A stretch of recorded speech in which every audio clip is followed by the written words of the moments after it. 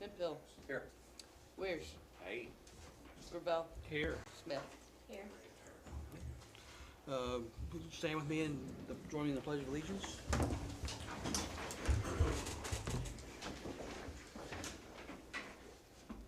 I pledge allegiance to the flag of the United States of America, and to the republic for which it stands, one nation, under God, indivisible, with liberty and justice for all. John, would you mind leading us in prayer? Dear Lord, as we start coming into the holiday months, hopefully you can help people to get along and be decent to each other and help guide our decisions and thoughts tonight. In Jesus' name, amen.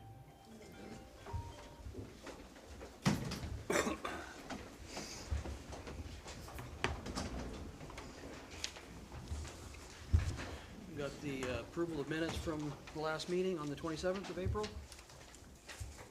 Motion to approve the meeting minutes for April 27th, 2026. I'll second that. Ooh, Look at him go. Look at that. All in favor? Aye. Aye. All right. Move on to Second and a third. move on to the reports. Start with my mayor's report. Just continuing to work on emergency preparedness and storm shelter coordination. We're going to have a discussion tonight a little bit, or some talking about an emergency preparedness committee involving the city, POA, and public safety partners. The water system expansion continues to progress. The water fill station is now fully operational. Mike Page, did testing again today, and the chlorine levels are where they need to be, so it's ready to go. There's still some, I know residents having issues with, or their setup not being quite set up for the new height, so a lot of people are coming up with ideas that they've talked to me and talked to all of us about different ideas they have. They're willing to share those, so people can work, talk to each other and help each other out, try to figure out the best ways to make what they've got work with minimal modification. Lagoon expansions should be moving into the construction phase within the next 30 days or so. We've got a town hall scheduled for Saturday at 11:30 a.m. I know last time we talked about doing it at the POA right after the POA meeting, but I don't think any of us were thinking about the streaming portion of it, and we don't really have a good way to stream our meeting from their equipment. So we should probably move that to here, unless anybody has any objections to that.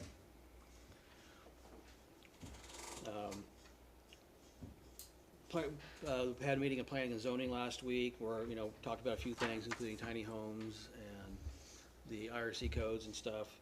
Our comprehensive plan was last done in 2007. So it's probably needs a little update, so we'll be moving forward on that as well. And just, encourage residents' participation through the town hall meeting and everything else, and let us know what you find on the water fill station, and we'll go from there. Any questions from anybody on any of that?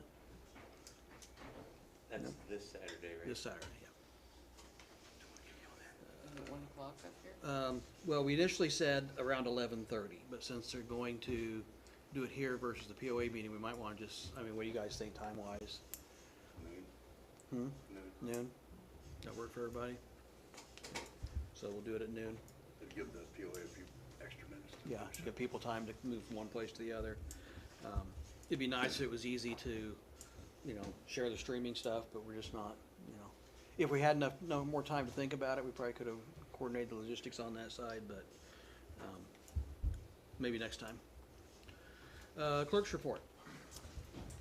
Total income was $217,661.37.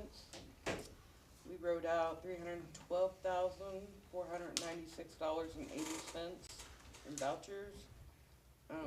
The insurance was due April, so that's why it's so high. You will approve them? Oh, you done? I'll motion that, we approve vouchers for $312,496.80.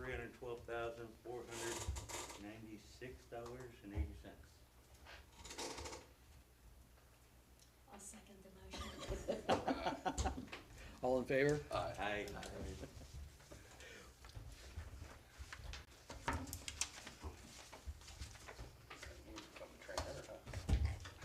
Then you had.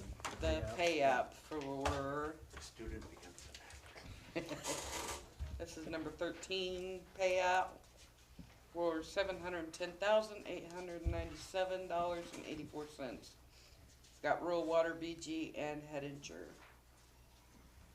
I'll make a motion that we, approve the pay app of number 13 for $710,897.84.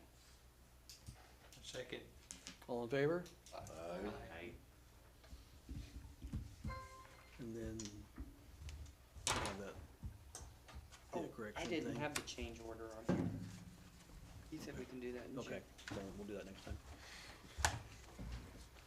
Building inspector report. Matthew?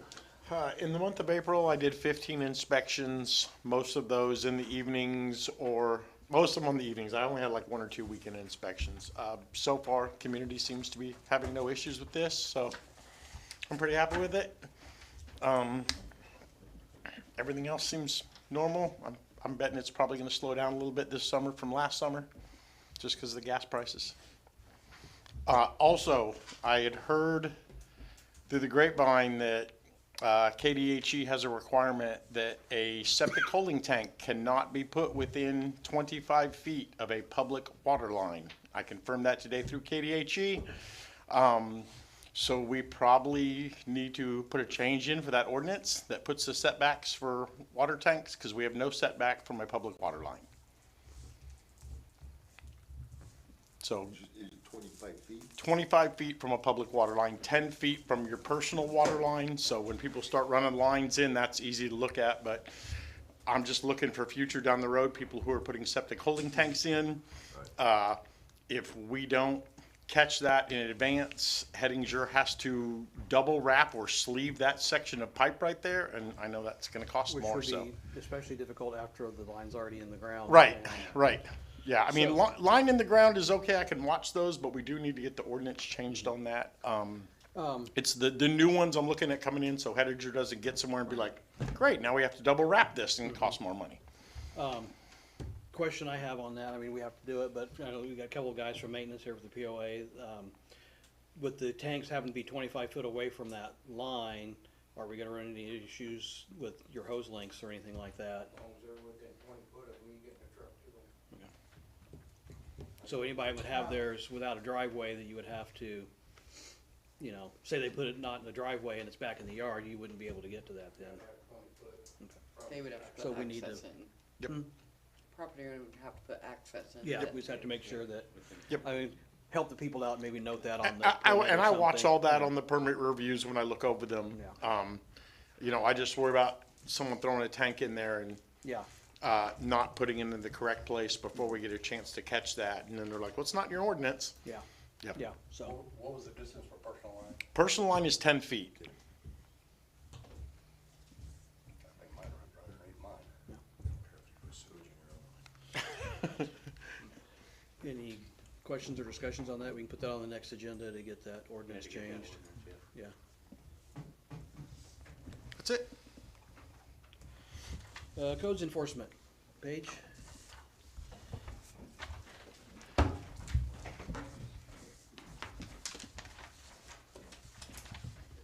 So I have sent 2 letters regarding work performed without a permit. I've sent 1 letter regarding junk motor vehicles, 1 letter regarding a container on the property, 1 letter for overgrown weeds, 2 letters regarding campers on building lot, and 1 letter regarding a dangerous tree. I've issued 2 citations for May Court. The 2 parties cited for campers on the building lots have already moved them, and the 2 parties working without a permit have obtained permits.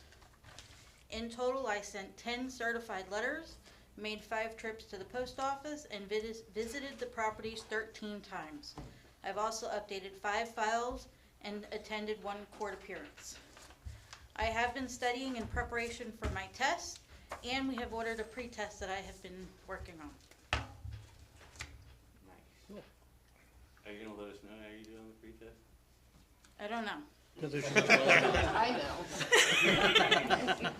Well, Mindy will let us know. Great answer. We'll see. Great answer. Hey, is there any way we can get them campers off building lots any quicker than the whole year? Because it's almost time to let it back on again. It is time. Yeah. It's May 1st to September 30th, so they're allowed to be there now. Right, I mean, is there any way we can speed up the process for next year? You know, get them out of there quicker?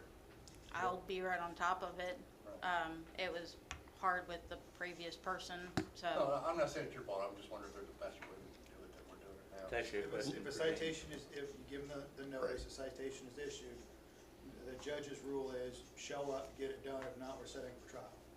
And this judge wants to push things forward, so, you know, you're gonna have, if they issue the citation, say it's for May court, show up in May, did you move it? No, then, the judge will then set her for trial in June, and he explains that each day is a separate violation. Right. I can't remember what is it, $500, whatever it is, and that could be assessed, and thus far, that's worked very well where people get it done, But but, I just wanna try to get them off there as quick as we can at the end of the year, correct. because the POA did us a pretty big favor by letting us do that. Yeah, so that's how that will work with this judge, because he Right. doesn't want continuances, he wants it, you know, it's different if it's something else, but something like that, he will say, is it not moved, and then he'll be like, you're gonna move it. So between that and the trial date, it better be moved, because he will assess those fines, which people don't want. Right. Any other questions for Paige? Okay. Public safety, police department. So you have my police report if you don't have any questions on it. Any questions Oh, from I anyone? have a question. How's the dog kennel coming along? I am waiting for a little bit more gravel that hasn't showed up yet, so I can finish, and then we'll be building the pad out, and then we'll be ready to pour the concrete. Isn't there We've just got some a lot of gravel them. down the road? What's that? Isn't there some gravel just right down the road? Hedinger's got a pile in the driveway, but I thought they might frown on me taking it, so. They also have a piece of equipment that can move it. Yeah. Have a key for that. So we've got a lot of the material in for it already, the kennels and stuff like that, so we just need to get the concrete poured, and once that's done, we can start setting everything on it. And I want to call out and thank you for your Facebook posts, your humorous Facebook posts that have been out there. I've gotten a lot of good feedback from people on that. People love it, so thank Good. you for doing that. That's, It's been multiple, yeah. amazing. I don't know who's typing on that other end, but keep it going, I love it. So that's all I gotta say. Fire department, And you've got that report as well, if you don't have any questions about it. no? Nobody? Sewer report. Most talking on the lagoon expansion. Construction should begin hopefully this month, but within the next 30 days. Richard, do you want to take this one, or? Yeah, we finally got all the paperwork signed. We're waiting on USDA's approval. Soon as they see all of the signed documents and then make sure that all the paperwork's in order. Soon as they give the approval, then, what is it, S&S Yeah, Dirtworks? double S. We'll get started. And we should, all that construction should be contained back here next to the highway. So we shouldn't have dirt piles and rock We piles. shouldn't have dirt and- piles. We gotta Yeah. cut a fence down, or cut Yeah. a gate down, I Yeah. think. Yes, sir. I have a question about that. I think initially they said something about that barn on that property needing to be removed. Is that still the case? The deal on the barn is they have to remove it, and they have to, I'm trying to think of the word that they used anyhow, they need to, they can do whatever with the barn. So, I mean, if we need to tin off that barn or something like that, I think the barn's gonna be removed. I'm just curious. I don't know if the city wanted to do anything with it or not. Use it for fire training, burn it down? No.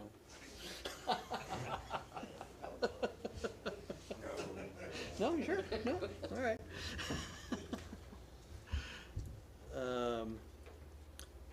We did talk briefly, I'll see what everybody else on the council thinks. Did we want to, like they did with the water tower and stuff, do we want to do a formal groundbreaking and picture in the paper, and et cetera, for that?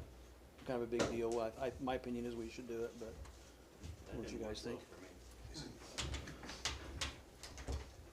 No objections to it, or? But no, Okay, so we'll figure out when to do that. And not required by any means. If something happens and you can't make it, then that's fine, so. We want everybody there, but. Water report. Richard again. We have got the report, we're about 52% complete, and I'll probably let Aaron go over some of that. But according to Mike Page, the water is good to go. It is safe to use, and the water fill station should be good to go. It sounds like the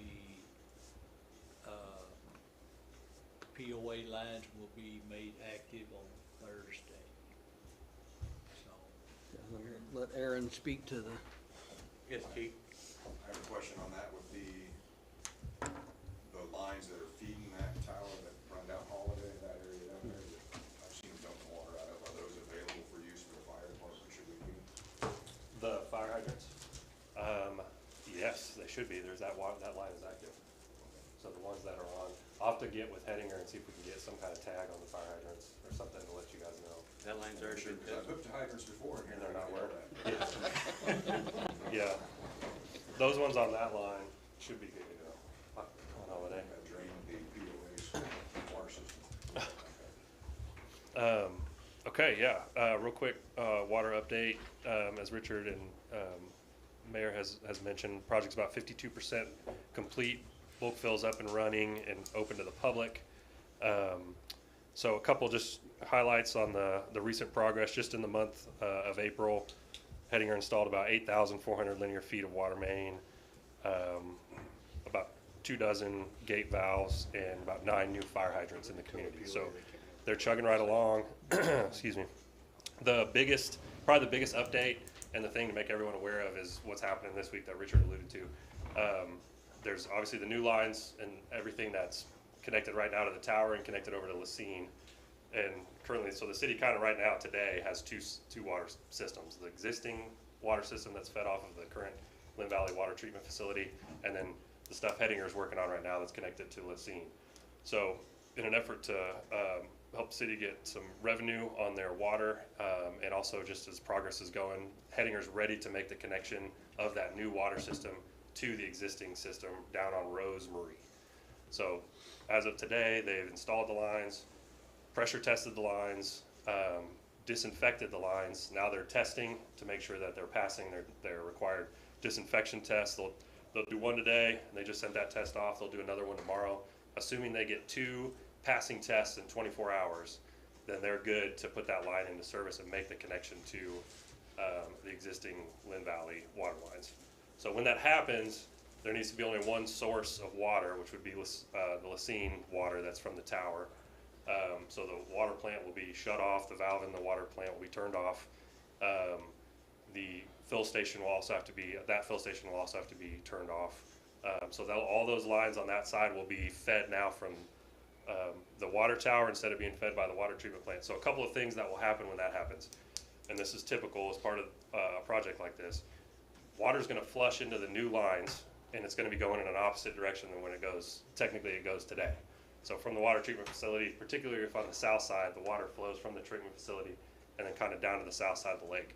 Water's now gonna be going the opposite way, and more than likely it's gonna kick up some sediment in the pipes, some existing stuff in there. So it's not uncommon when we flush these lines to see some sediment over the first couple of days while we're doing that. Eventually that'll kind of clear out. Mike Page, the city's operator, is gonna flush the lines, do his best to kind of clear that out through a hydrant, but it's possible if you're on that system and you live with run your water, you might get a little bit of sediment in your water just for a period of time. But the water is still clean. On that, Aaron, Yeah. I would like to point out, so people know, air in your water will make it look cloudy too. So it's Agreed. not necessarily sediment. Right. And there more than likely you'll get that too, the sputtering of the faucets when you open them, that kind of stuff. That's gonna happen, with a changeover like this. The second thing is part of the project with the new tower, the benefit that you guys are getting is, an increase in water quantity and volume of water, which is make all the fire hydrants and the new fire hydrants and everything work, and those lines will be, able to pass more water. The second thing is, it'll be a static water pressure, so I'm sure some of you experience the intermittent pressure that you get when the pumps in the existing facility turn on, you get good pressure, and then when they shut off, you get bad pressure. With the water tower, that'll help kind of even out water pressures for the community. Those water pressures will be higher than what you guys experience today. So they're in line with typical residential communities. Some folks, particularly right around the lake, at the maximum we'll have pressures in the range of up to about 100 psi. Traditional in-house fixtures can handle upwards of 120, 150 psi. So that's kind of there's a few residents that might experience everybody down there will experience higher pressures than what they're used to, just because we're fed off of a water tower. So that's an improvement, and we're excited about that. But what we're gonna do in order we don't wanna shock the whole water system and just kind of open everything and let it just kind of go. So the plan is to keep the water tower at about half filled, and we're gonna open the valve to the existing system pretty slowly to kind of let water flush in, fill the lines, and then slowly increase that pressure. So if you're in that vicinity, you may experience a couple of pressure changes over the first few weeks that we're making this connection. Everybody, Mike Page, Hettinger, folks are gonna keep an eye out and make sure we don't have any issues. What you potentially might see is if there's existing breaks on the mains that today you may not even see at the surface because the water pressure is not high enough, you may start to see some of those and then the crew will mobilize to go address those breaks so that the city's not losing water. But I just want to kind of prepare everybody as we're going through this change. These types of change have I mean, sometimes I call them growing pains. I mean, this is what it takes to kind of grow your city. So keep an eye out for that. I want to see if I missed anything else. That's the main updates. So the plan, sorry. Go ahead. I Just got a to couple reiterate, Hettinger can only do that once they get those passing tests. So right now, the earliest it could happen is Thursday. So right now, the plan is on Thursday to make that connection. Just to make sure everybody here and council's aware, and everybody listening, that the reason we have to shut off the old or the current fill station is because it's a KDHE requirement. Yes, sorry. I could've It's a said that. contamination point having that cistern in the mix. Is that correct? Yes, that's correct. In order not to have that water sitting in the current cistern that it sits with the pumps in there in the wet well, and keep that water from backflowing into the system, we have to shut down that water fill station. Now, there is, after we we can look into an engineering study to see if there's anything we can do to bring that system into our existing system. Aaron indicated it'd be about a $2,500 engineering study alone, on top of whatever it would cost to make that usable. So I think we can. Can I clarify? Yeah. A little bit there.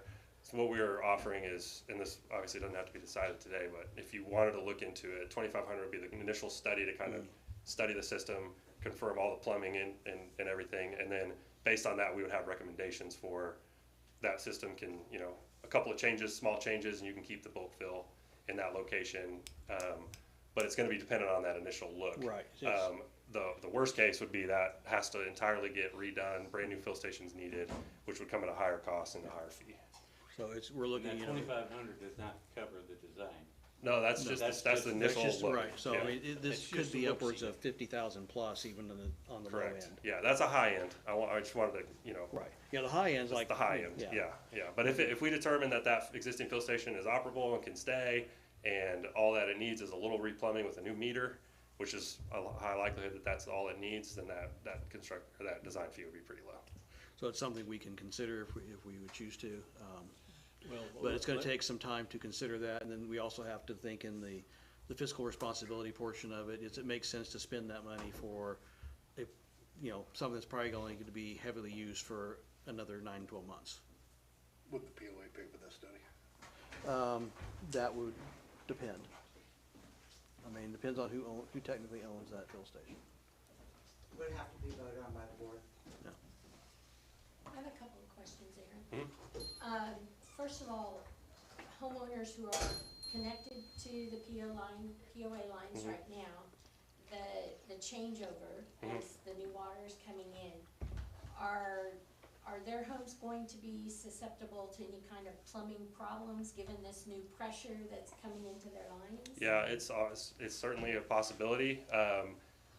You know, in the planning stages, discussions with council, you know, we let everyone know there is going to be a pressure increase in order to provide service to the whole community. So that's part of why we're doing what we're doing, where we're going to start it at a low elevation in the water tower, which will keep pressures a little bit down. We'll keep the valve low, and then we'll kind of bring everybody on, or everybody will come onto the system at the same time, but we'll kind of slowly increase those pressures over time, just to make sure if we're going to have issues, we're not having, you know, immediate problems everywhere. So there's quite a few solutions that the city has if there are issues. The pressure reducing valves are the easy one. They can get installed right in the meter pit at the city line. And you know, I don't want to speak for the city that they're going to do this, but there's room in the contingency budget to cover.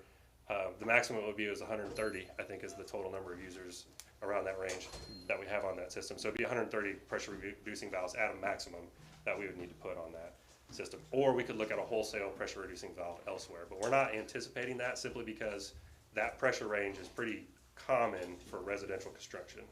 Yeah, So, we just have a lot of residents out here that may have older plumbing Sure. or also not full-time residents Sure. but are hooked up, so. But material-wise, it'll handle the pressure. Workmanship-wise, Exactly. how they Sure. put it together. Right, or age, or, Yeah. you know, Yeah. condition of the system. So We we've just wanna make sure the homeowners are aware, be alert. certainly, and we've talked about, I think the city's intended, again, I don't want to speak for you, but we discussed having some alerts sent out, letting folks know that this is coming. Obviously, I'm doing it here at the public meeting, but not everybody hears this. So I think the intent is to kind of get some notices out, let folks know about some potential sediment in the water when the flush happens, and then also the increased pressures, and to kind of keep an eye on things, make sure we don't have any big issues. But like I said, we're not anticipating any issues, but we need to talk about it. There's pressure that's going to be higher than what everyone's used to, and so we're doing what we can to kind of slow that up, bring it online slowly. I think another thing that's important to mention I think everyone on council knows this, but anybody listening, that kind of the urgency of getting this hooked to these systems now is we've got to get water moving through these lines, or we're going to continue to dump water and wastewater and cost everybody a lot of money in just water we're dumping on the I think me ground. and Lister looked today and we wasted 150,000 gallons of water because it just sat there. And that's just in the last couple of weeks. That doesn't count the big dump we did Right. a few weeks before that, so. I mean, me and Lister and various people can monitor the water tower, and we went through we're getting close to 1 million gallons. That's water we haven't sold, that we paid for and And dumped on the ground. We're paying the water bill, Right. but we're not collecting any money. Yeah. Another And we cannot question- use project funds to pay these water bills. It has to come out of general fund to pay this, so this is, costing everybody out there money that we're not being able to use this, so. Yes. Another question I had is, on the Northland Valley, Lakeview Drive areas, those lines are not being replaced yet, but they're a smaller line, and I was told they were not hooked, the fire hydrants were not hooked to those lines because they were not adequate. Uh-huh. So has that situation changed to where now they are being hooked, the hydrants are I being don't know if I hooked up? know the exact location. Down Lim Valley Boulevard is 6-inch lines. If there's 6-inch line, I'm are we talking talking about about an existing Northland system Valley or Drive. the? Yes, Northland Valley Drive. it's the existing. Existing Lakeview. lines will not get a fire hydrant right now. You're talking about over by 10 acre lake, 5 acre lake, that No, area? no, I'm Clubhouse. talking about Northville, across the big dam, as you come up Lakeview Lane, Northland Valley Drive. Those hydrants are not hooked up. And those lines are the smaller lines. And so I was asking if they were being hooked up, or because they're not changing the lines right now. No, there's no plan to hook up any existing fire hydrants near existing lines especially if we're not doing any work over there with new lines. So if we're talking kind of that northwest corner of the lake where the green colors are, there are 6-inch lines over there where the project is using to feed those homes. So the homes are off the 6-inch lines. If the fire hydrants are off of a 2-inch rural water line or a smaller Lynn Valley line, those are not connected and won't be. So I did briefly mention it last week. We did take a look on behalf of the city at what it would take to get working fire hydrants within the existing Lynn Valley system, and it would, if we did it today, it would use up the majority of the project contingency, up, anywhere from $250,000 to $300,000. We're about, like I said, 52% way through, so the discussion was left. It's something that we could consider, I think, when we get to the end of the project. Do we have And that money's funds? there, sure. Or do we need to? Before they leave the gates, but. Yeah, Right, so right. there's, After we're. Yeah. but right now, Well, it unfortunately, may we be a just can't. brand new project. Yeah. Yeah. We just can't, we don't have enough contingency to sit there and consider it. this The time. good news is with the addition of the water tower, today those lines can't support the fire demand. Just simply because it's the water treatment that has to supply water right away. There's no storage or no significant storage that can be used to kind of offset those fire pools. So with the new water tower, now those lines are able to provide fire service. Next step would be, well, then you need a fire hydrant to be able to use it. And that comes with an added cost. So. Any other questions for Aaron? You can ask in the public comment here in a second. That's the next thing on the agenda. Yeah, I think that's next, so, or almost there. All right. Thank you, everybody. Yeah, that's next, citizen participation, agenda items. So, if anyone would like to come up and address the council or ask a question of Aaron, we'll answer if we can. Come up to the podium and state your name and. Dustin Beecraft, Supervisor of Maintenance. I just got a question. You said that you was worried about the backflow into the new water system from our cistern. The fill pipe doesn't reach the water, so there would be no backflow. Yeah, I honestly, I can't, so the letter or what we have from USDA is that they're funding the project based on that water fill station being disconnected. My understanding is that Has there's anybody looked at it to assess it? We would need to go a little further. Yeah, that's where that I mean, $2,500 plus but it comes in. can't- No, I understand it's gonna take money, but I'm just answering a question. You said you're worried about backflow. Which we are, And we have an automatic electronic valve on there that shuts water flow off. sure. So, So, give a little background on the project. The fill station or the water treatment facility was analyzed early in the project cycle to determine, hey, could we use that? And does the city provide its own enough water for the entire community? And the cost that came with trying to improve the whole facility up to standards, kind of meet everything and provide all the service to everybody with the right pressures and everything was too high. So that's where the city then looked to Scene and others for water supply and the water tower. And so as part of the project then, pretty early it was determined, okay, the water treatment facility and the fill station have to go away with this USDA project. And a new fill station was, my understanding was the city and POA were involved. I wasn't here when this happened, but the determination was made where that fill station was gonna go. And so that was included in the project. So Gotcha. to just keep it open would go against what the USDA funding is providing, and the city would be at risk of losing some of that money, given that that was just part of the project that was included. So certainly, it can't, there's daylight here, I think, but it's not up to me. There's daylight though to evaluate That's the the way it's system, been look Yeah. at it. ever since I've been on the council. Yeah, It was part of the deal was that had to get shut down. It could not be used. Right, so, okay, well, I'm just confused in my understanding when we've had other meetings that it was gonna stay open for us to use. I until think the water city was, project was completely done. There was a discussion early on, I can speak to, early on, we talked about when we were gonna make the connection to the existing system, and it was talked about to be a little ways down the road. Things changed, and the city has needs for water revenue. Yeah, we've No, got to get I that. understand Yeah. that. I That got you. changed that timing. Yeah, Okay. we have a contractual obligation to purchase a certain amount of water from Lacine, whether we use it or not. No, And I if got we that. don't get the water going, then and the only way to get the water going is to connect to those 100 and some odd meters, which means also shutting down the treatment and the fill station. I got you. So one other little thing there. There is nothing in the contract between the city and Hettinger about when that connection had to happen. So it's a means and method thing for Hettinger, the contractor, of when they wanna make the connections to the existing system. It's kinda up to them, so. I got you. I'm just trying to get, you know, everything lined out so we know what we're gonna do. Yeah, understood. Yeah, it's, So, I appreciate the question, and like I said, we're happy to look into whatever the city or POA wants. And Dustin, I know what you're talking about, we talked about it, you know, keeping it open, right? mhm. But that's as long as the KDHE or whoever it is said it was okay. Now, apparently they said, no, it's not. They have, let me be clear, no one's asked them right now, hey, can we keep this open? We're going off of what is in the project.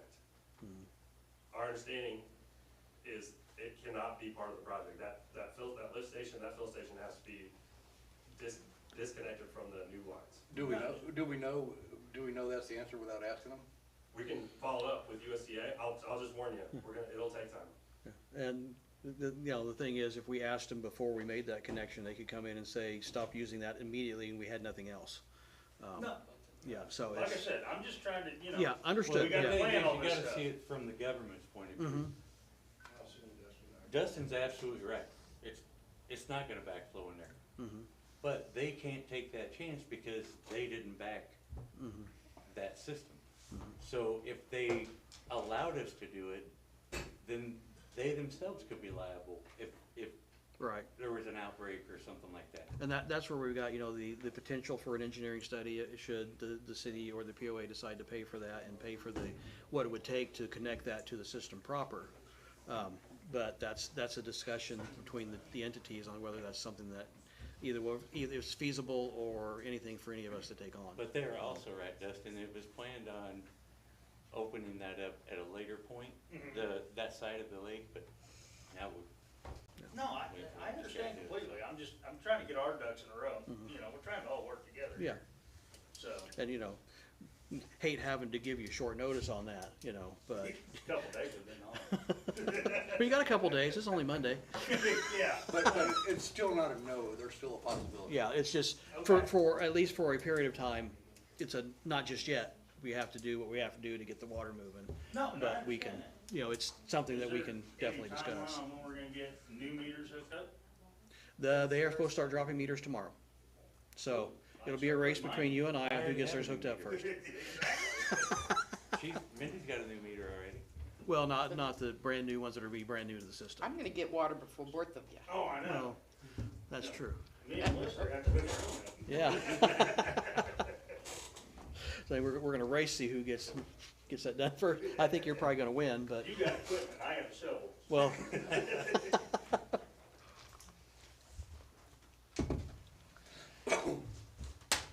Julie Miller-Childs, POA Board President. I guess I would like to know what today's final chlorine levels were to determine to open the, 1.6, 1.7, Mike had the number, I don't remember exactly what it was, but it was above what was required. were multiple readings taken? Yes, he took multiple readings around the city. Okay, and that was the average, or that was the No, that was, highest or the lowest? that was the one that I saw, because I was up there when he was testing at the tower this morning. Okay, But I don't know what the other ones were, but he said we are good to sell, we're above the limits and we're good to Okay. sell. all right, thanks. Anybody else? Nope. This time, I would ask the council to go into executive session to consult with the attorney. Motion for a 30-minute executive session to discuss attorney-client Current kind of privilege. privilege and one personnel matter. I'm just being honest, probably only need 15 minutes. Hmm? It's up to you guys. Do what? We probably only need 15 minutes. We can go back. I'd rather give us a little extra time than having to come back and ask for it. Okay. You can't come back early. Yeah, just so Oh, you can't come back early? Nope. Oh, okay, then say 15 minutes That's then. what I thought. Go 20 minutes. Go my 20 God. minutes, getting us back at 6 Keep writing or them. 7:30. 15 minutes. Huh? Motion to approve executive session for 15 minutes to discuss attorney-client privilege and one personnel matters. To return at 7:25 25. To this room. to this room. By second? I'll second. All in favor? Aye. And we are back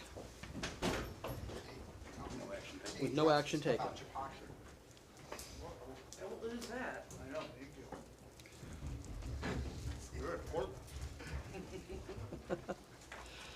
So then we'll move on to old business, and the first thing on the old business is the water fill station payment and billing. I know we talked about that, last month, and we decided that credit card and prepay were a thing we were gonna do, and we were going to look into billing accounts, we were gonna allow people to be billed from the water station.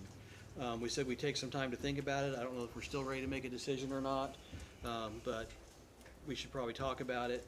One of the things that I, in my research, found that what some places do, instead of saying we're gonna charge a $2 a month billing fee or something, there is a minimum amount to be billed. If you say, if we said $15 a month is your minimum bill if you use a fill station, you use $5, you still pay us $15. You use $15, you pay us $15. That's some of the things I've seen that makes it a lot simpler. Huh? What if you use $30? Then you pay us $1,000. If you go anything over 15 or more, you pay for what you actually use. Oh, so you just have a minimum. Yeah, the minimum is $15, and if you use $15 or $15.01, that's what you pay. If you use less than 15, you still pay 15. Because there is cost involved with, Mindy or Paige or whoever doing the billing. So that's something that, we probably want to think on a little bit more. But that's just some of the stuff that I found that some places do in this type of situation, so. Just wanted to, and then also on the prepay, do we want to set any kind of minimum loadout? Do we want people bringing Mindy 50 cents? Which I don't think we do. I'm pretty sure from that look, Mindy definitely does not want us to do that. I think that's an accounting nightmare. Yeah. Is there anything wrong with us just billing it like we do the sewer? With a monthly statement? Well, the thing is, so for the water meters, that's what we'll be doing. But on the fill station, we have the ability to bill people. So they don't have to use a credit card, or they don't have to come and do a prepay. They can come up and just say, they can just say, okay, I want to be billed, and we're gonna bill them every month. But if they only use $2 worth of water, it's costing us more than $2 to send that bill out. Are there people that do that? $2 a month? They could. Yeah, but people that just come down on the weekend. Yeah, they might go up there and just use the thing and fill their 5-gallon bucket. And then, That would be a nightmare for you yeah, guys. so if we set a minimum, and I think we can set that up in that software, if I remember right how it was, some of the options in there, where you can set that, so it's gonna be, if you get a bill this month, it's because you used a gallon of water or more, and it's gonna be a minimum of $15. Most of our people in campers and all that, they use usually 275 gallons to 600 gallons they use a month. Yeah. With the 2 water tubs. Right. 1 or 2 water tubs. And we don't have to allow billing either, if we don't want to. It's, we talked about last month, we said we'd think about it and continue discussing it. There's risks if we allow billing, if people don't pay. We have those same risks with people that are on meters.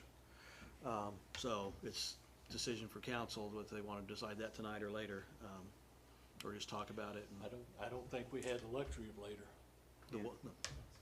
I'm with Richard on this one, for once.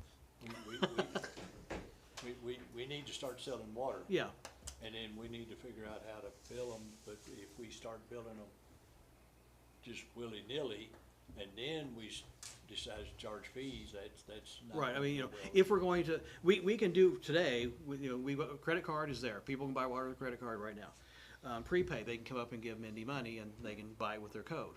But prepay, we probably should set a minimum, so again, so somebody doesn't come up and give Mindy 50 cents to go fill their 5-gallon bucket.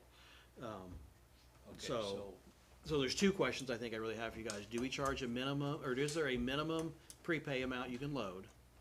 And the second one is, are we going to allow billing, and if so, what kind of minimums are we going to assess with that? I'm sure, go ahead. Well, I think if we're gonna say you can walk in and give Mindy money, I think we're gonna need to put a charge on that for her time, because she's going to have to keep track of who paid, how much they paid, Well, and, that's in the software. That's She just in the has to go plug it in. Yeah. but you still have to input it. Somehow it has to be put into the Right. system. But people can also prepay online. But Okay. people that want to prepay with cash or check will have to come in and give it to somebody here. And we've already, said prepay was a thing we were gonna do, but, it's a matter of, do we allow 50 cents, or do we say $15, $20 is the minimum you can put on your Yeah, account? this is for people hauling their own water from the fill station. Yeah, What do you think? You want a minimum like $20 $20, I think, is, Yeah. because I've got one guy that came in and prepaid, and he's in a house, and he goes, I just need $20. So, How much water is that by? I don't know. It'd be a little over 1,000, 15 for 1,000, so. Like I said, most of these guys that are on their own down there only use 600. Right, but it stays on their account. I mean, if they come in and give Mindy $50, they have $50 on there, then they use a little bit, it just keeps going down to an amount of money. Yeah, if they prepay, they. Yeah, it's just- good until, Yeah. they use it up. And as far as the billing, if Mindy's okay with billing people, you just gotta set that minimum. How hard is it to collect them bills when they don't wanna pay? Well, you shut off their account just like you shut off their meter. That's something we wanna get into. We're gonna have to get into, because people are gonna not pay their water bill on the meter. I So mean, we have to have a people on policy. their own, they can just use Yeah. a credit card or. We have to establish But that's another thing. I heard you say a lot of people don't have credit cards. Yeah. Or Okay. debit cards, or, yeah. No, No, I'd I say said we a have a, lot of, like, you can't get prepaid cards that work on stuff like that, is what I was saying. So if we do the billing, there's gotta be a minimum, so because it costs money to do it. you're So. making like, $1 minimum or a percentage bill, minimum, or which would I work? haven't looked at the billing part yet, I'm trying to figure out. Which would be easier?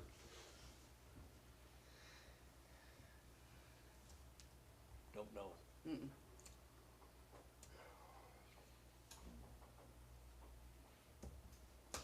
This is just, well, why can't they just come, I just think billing's gonna be a pain. If you don't wanna do billing, we don't do I billing. don't we won't do really billing. wanna do billing. Let's just keep it as is for now, So, okay? And then if they have time, and if they look at the billing and it's doable for them, then we can add it later. Cause I would definitely need a fee when you calculate time and postage Yeah. Yeah. and we have to take all the mail into town, I mean, they don't come out here. So for now, they can pay for it with a credit card up here, they can come up here and put a prepaid. right. Or they can Pay- prepay pay with a straight. credit card too, if they Or would pay choose to, whichever they yeah. want. Yeah, I mean, Yeah, so they have two options. They just don't have the third. Yeah. Do we got Which I signage think on the tower that says that? we do need to probably discuss signage on the thing for a few things. I don't know if we need to discuss that or just Mindy just takes care of it. The other thing that was not in our ordinance and our pricing fees and everything is I don't think, late fees, how do, reconnect fees, those things that are normal part of utility billing, that we don't have any structure around. And things we're gonna have to deal yeah, with, we're so, gonna have to do that. so we need to figure that out as That's well. a resolution,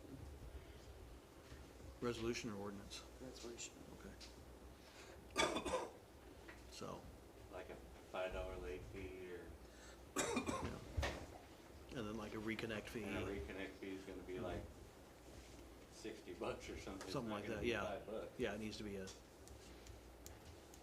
so, I don't know if that's anything, we wanna keep discussing that tonight and decide that tonight. I mean, like Richard said, we're running out of time, but, As far as the billing, I think we got a little bit of time there. We don't own the building. yeah. We're out of time. When we disconnect them, we just go shut the meter off. I don't exactly know how that works with these meters. I mean, I don't know if we can do it Yeah. remotely or if it's a physical Well, here's the thing. deal. When you shut it off, when the disconnect, they actually just shut it off. But if the people out there go turn it back on, then we have to actually have to pull the meter. Can we lock it out with these meters, do you know? I don't know. I don't know if these meters lock I've never out or not. seen one, so. I believe that's what Petra Services. They should have a lockout. since they're But, new. we're gonna have to pay Can we put a our operator to padlock go on out the there meter? and do that. Padlock on the meter? Yeah, to shut it off. Oh, if you need to shut someone's service off. I'll have to look at the layout. I haven't seen meters in person, so I'm not sure, but I'm guessing you can. Are they electronically connected? How do they read? Yeah, the electronics don't control I don't believe The it flow of controls water, the they valve just- on they it. just- It just reads it and then Yeah. it's set up for automatic reader system, but if, we can look into what's available on those meters for enforcement. We're just trying to figure Yeah, out, I'll look into it. I don't have an answer for you. okay. So we have to physically go out and shut them off. Yeah, which means we have to pay somebody. Oh, yeah, you definitely have to go out. Pay somebody to go shut them off, pay somebody to turn them back on. I mean, if we could just flip a switch on it. But that's the other How we thing, you can gotta charge come them up with all. that, how late, are you gonna let them go before you shut it off? Yeah, we have to decide that too, yeah. How much is Mike Page gonna charge us to go shut off a meter? Yeah, Yeah, see, we so, gotta get with him yeah, on that. there's Well, lots of we have things to do. a disconnect, reconnect fee, Oh, we do? Okay. What is, 50 bucks. And then the water rates. Okay. But we don't have a late fee, late fees? which we have a late fee on sewer right now, I think, of what, $2.50? Yeah, Late fees $2.50, yeah. just So- like the sewer. Okay, so we're good on that then. Oh, so you do have, Yeah. I didn't think we did. I didn't think we did either. My mistake. I mean, I thought we did, and then you made me think. Well, you know. I guess I can be wrong once, you know. No, you're not wrong. I was mistaken. No. Then our I'll keep a list. our commercial versus residential water meter, last time you asked, you know, why cities do that, and there's some information in your packet in there on why cities do that. So there's some examples in here of, you know, what those multipliers might be, should we wanna do that. Does anybody have any thoughts on that? Definitely. Just like you have in there, the bigger the meter, the more it's multiplied. Mhm. The biggest multiplier you had in there was 4, and that was for above 2-inch. Yeah, I don't remember, yeah, we'll have to decide what 4 was, 6 or 2 inch. yeah. I don't remember what exactly I had in there, but, Because most of your businesses are gonna just, be a normal, yeah, like a 3/4 inch Right. meter or whatever. but, you know, say somebody puts a car wash in or a laundromat or something that's gonna have a higher flow, then that would be, When was that car wash coming, Twister? That was, I voted for you, so you would get us a car wash. I never promised a car wash. Well, Told me he was getting us a Walmart.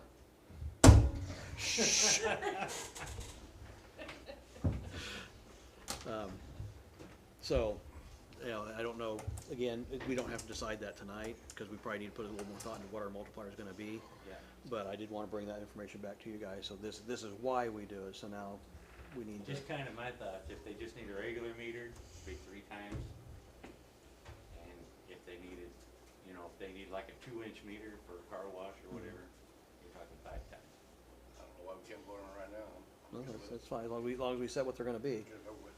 You know, and this is just the connection fee. Yep. It's not anything with the dollars per thousand. It's just the connection fee. Now, why are we 3 times in the regular one? Because it's being used for a business. Oh, okay, I got you. Yeah. Not residential. It's commercial, but it's still a smaller meter. Gotcha, yeah. I was thinking why we're trying residential. So you wanna do the 5/8 at 3 times? And Yeah. What were you saying for the other? 5 times for a bigger meter, 1 inch or above. So that would 5/8 be to, a $10,000 charge per meter? so less than an inch we'll do 3 times, No, it's and not greater the than cost an of inch the we'll meter, do it's just 5 the times. connection. So right now the connection's $50, right? 25, 20 for a connection fee. So it'd be $100 for a big meter or $60 for Okay. Yeah. So less than an inch is 3 times, over an inch is 5 times. Yep. Get a motion on that?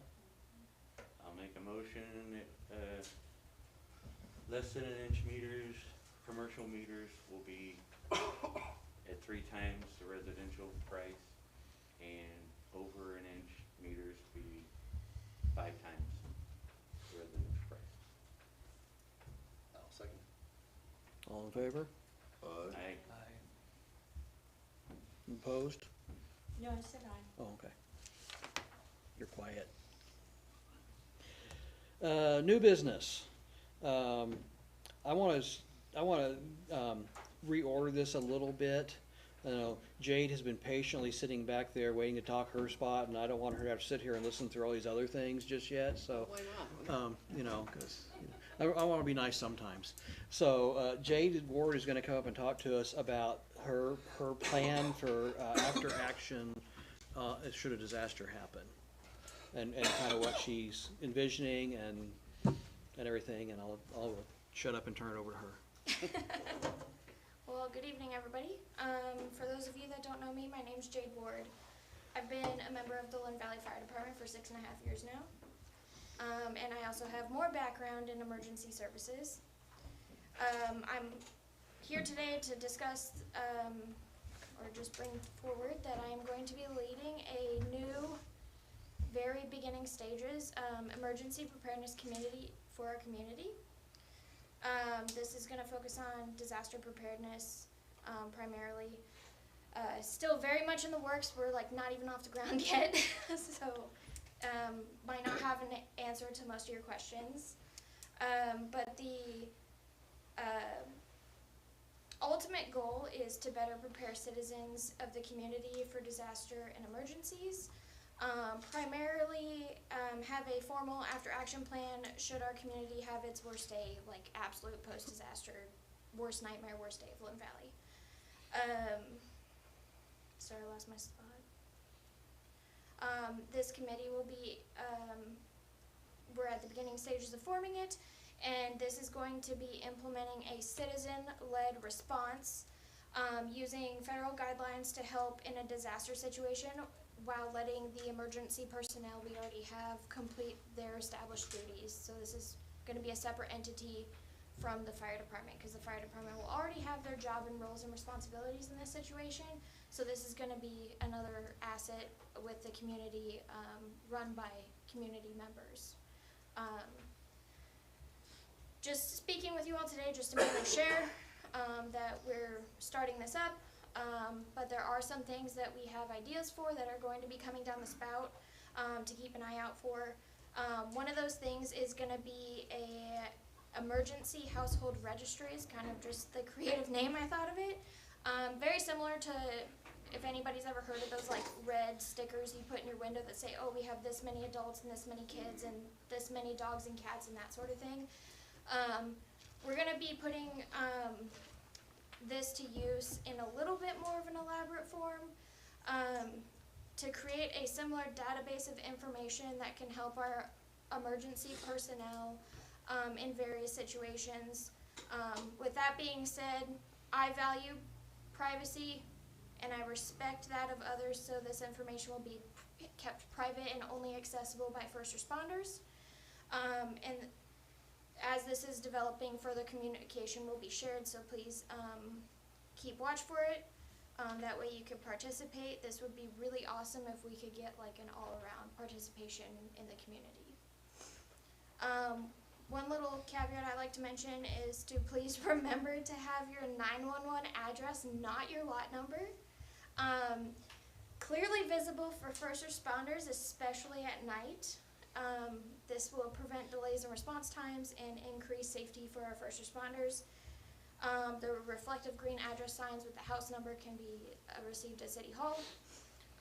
And then lastly, with the formation of this committee, we're looking for community members that would like to step up and apply for a special role, and they would be participants of this committee, while also having a specific job that they will be willing to step up for. There isn't a lot of details on this at this time, but that will be coming here soon, so if you are potentially interested in stepping up to help the community in an absolute worst day ever, keep your eyes out for more information on that as well. That's really all I got. Not really in the place to answer a lot of questions, because like I said, we're still just barely getting this started, so, but Well, it you're is gonna in. answer some questions. I can do my very best, Number one but I question can't I got promise to for you. have that. Are you thinking about starting a civil defense chapter here? Well, if it's officially a civil defense chapter, then everything is tax-free. You can go to Topeka and get all kinds of supplies. I'm not familiar with that, so I'd be able to learn more about that. I have some experience when it comes to emergency preparedness, but I'm also not the 100% knower of all things. None of us so. are. Just trying my best to help the community. I'm just saying that would Yeah. help you a lot, because Yeah. you can go to Topeka and get cots and sleeping bags and MREs and all I kinds of don't stuff. really know how far into that aspect this is going. I have kind of a backbone plan that I'm working on initially, just based off of, you know, basically following federal guidelines and situating it custom to Lynn Valley is what I'm doing. So that might be a good resource to keep in mind, but Civil definitely defense. not quite there yet. When I was working undercover, my liaison was the head of the civil defense. He's the one who used to take us up there. I tried to get him to find me a sky crane. Just make sure everybody knows too, that this is not, this is for after a disaster would happen. Not, you know, before, you know. Not preparedness, it's a Right. response. This response, you know, we'll talk preparedness a little bit too, but that's kind of outside what Jade's working on. Yeah, our primary goal is gonna be, you know, example, you know, there's a million different things that can happen, but a natural disaster, the first thing we probably all think about is a tornado. Mhm. So we all shelter in place, a tornado happens, we get smacked directly, what are we gonna do? Try to, it's gonna be chaotic no matter what, but at least give us some sort of minimum structure to follow in that chaos with the citizens that won't take away from the first responders doing their jobs. They will definitely have enough on their plate without Brilliant. worried about people that are, I have a suggestion Sure. of information that you can ask our residents, but I have a storm shelter in my house. I don't know how many of them are around, but it might be nice for a first responder to know that, hey, this guy's got a storm shelter, let's see if we can find it, see if they're here. And that's kind of part of why we're doing this household registry, to kind of get some information about the citizens and the situations they have of, okay, well, a house gets a direct hit, well, how many people are we looking for? Do they have a shelter here that we need to look into? That sort of thing, that way we could be better prepared and have this information easily accessible. It is usable in a post-disaster situation, but it also can be used in a lot of different situations, like a house fire. Somebody pulls it up real quick, okay, smoke coming out, how many people are we looking for? How many animals are we looking for? Preservation of life is one of the big goals in a fire department, a primary goal, so, you know, it kind of can help in a lot of different avenues, but it's just kind of the start of all of this. and she has been working closely with Corey on this too, 'cause this is, you know, Corey is approving everything that she's working on. So this isn't just, you know, Jade's very, very smart, she does this stuff for work, and she's, you know, got a great plan, but she's running it by Corey too, so that, you know, it's not, Right. Yeah, you know. this is very much separate, so to speak, from the fire department, but it's also working as a cohesive team in our community, utilizing resources like Corey, who knows an unmeasurable amount of stuff regarding this, to kind of help us move forward. I really appreciate what you're doing. Thank Yeah, you. and then, we met with Jade Lister and I did, and the And ideas Julie. she has about starting up, you know, having staging areas afterwards, everything, she's just a preliminary, but You talked to absolutely her about brilliant. this? Well, we I have- take back everything I just said. absolutely No, brilliant. Curtis is a good resource too. I think at the end of the day, it's about teamwork, and, you know, Most definitely. if we have, hopefully we never have to implement it, but if we did, we would be able to come together as a community and help each other out and get things done in a semi-structural way. And this is something Jade took on her own. Nobody asked her to do this. She took the initiative on this herself. I found out about it a few weeks ago, and I think it's awesome of you. Well, thank you. Great start. Quite a big undertaking, because the Yes. community continues to Yes. change on it, Yes, you know, so. better to Well, be thank- preemptive. anything else for her? Look forward to hearing from you again. Yes, definitely be sharing things as they develop, but not even off the ground yet, so Yeah. we'll get there. Gotta start Hey, somewhere. Rome wasn't built in a day, True, very true. but it did burn down in one week. Yeah. That is a fact. Yeah, I figured all that. It wasn't built that day, 'cause I wasn't there. Piggybacking onto that, you know, a few weeks ago, we had a lot of storms, and there was confusion over the clubhouse for storm shelter and when it opened, when it didn't.